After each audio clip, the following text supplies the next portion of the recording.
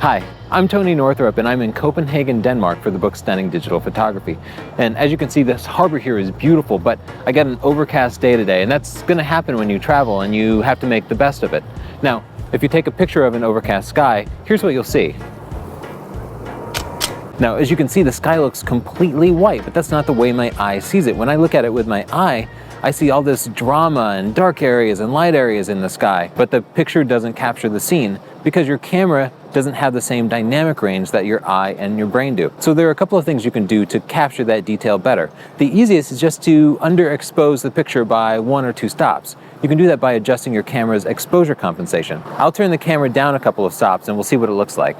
So looking at that, you can see that the underexposed shot captured all the detail in the sky, and the sky alone looks much better. But the subject of the picture, which is the row of buildings, has become underexposed. Of course, that's what happens when you adjust your exposure compensation down.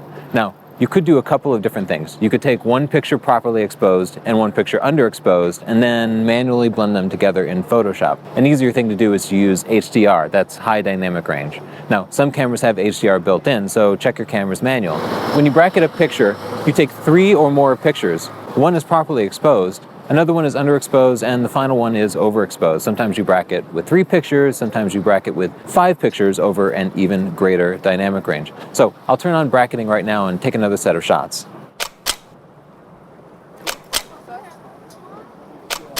Now, back at the computer, I'll bring those shots into my favorite HDR software, which is Photomatix Pro. You can use any HDR software though. That software will blend them together and it will capture all the detail of the buildings plus the detail in the sky. It looks great that way. Here are a couple of final tips that you can use on overcast days. An overcast day doesn't mean a lost day of photography. You can still take great shots on an overcast day. Another tip is to take close-up shots that don't include the sky. Take pictures of windowsills and bicycles and doors and people and stuff that's more terrestrial.